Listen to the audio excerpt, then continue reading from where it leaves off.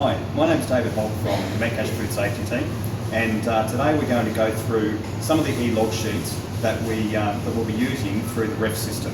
So if you haven't already done so and you're using the Refss system, what's been created is this e-log sheet user guide.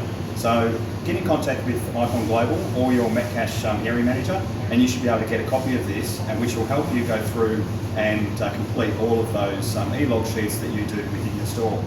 Today, we're going to be going through our daily scales check.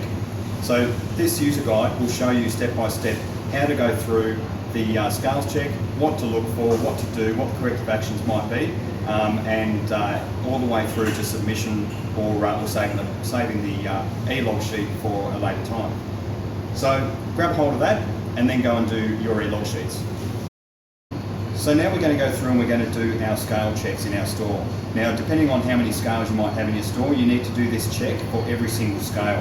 And what this is doing is it's verifying the accuracy of the scale, hopefully prior to you trading on that scale for that day. Grab your tablet, which has been supplied, go through, find your daily scales check, and then go through and do the check.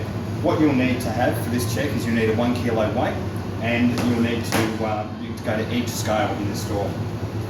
As we work through that, what you'll do is you'll ensure that first of all that the reading on the scale is at 0, and you need to make sure that that's 0. You also want to make sure that the bubble is on that scale is level and in the middle.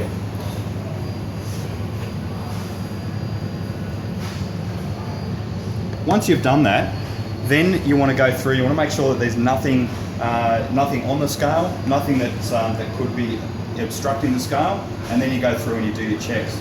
It's as simple as grabbing the 1 kilo weight, putting that on the scale, and making sure that it actually reads 1 kilo.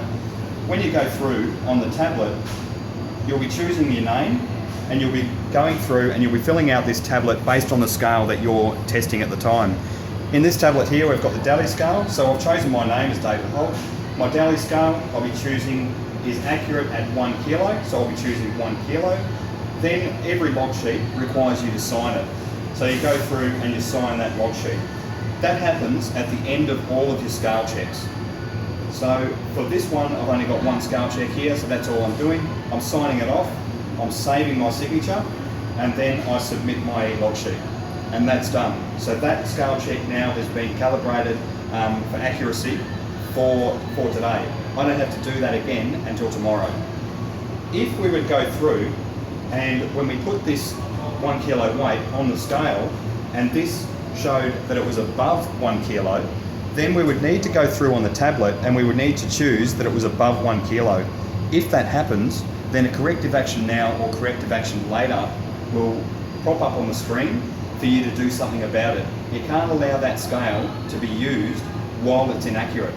So a corrective action now might be something that's written in this user guide. It might be that the scale wasn't level, so you needed to level that scale and make sure the bubble was in the middle. It might be that there was something on the scale that was creating an increased reading on the scale, so it was over 1 kilo. If you've been able to rectify the issue, the corrective action now will be that you've leveled the scale or that you've removed the obstruction. And then the closeout of the corrective action will be that you've tested the scale again, it reads 1 kilo, and you press save. If you haven't been able to fix that scale, then you would have no choice in your store but to tag that scale out of business. You can't use an inaccurate scale, it's illegal. So therefore, you tag it out of service, and you get an external contractor to come in and fix the scale or re-verify the scale because it's inaccurate. The same situation happens if you put the 1 kilo weight on the scale and it reads under 1 kilo.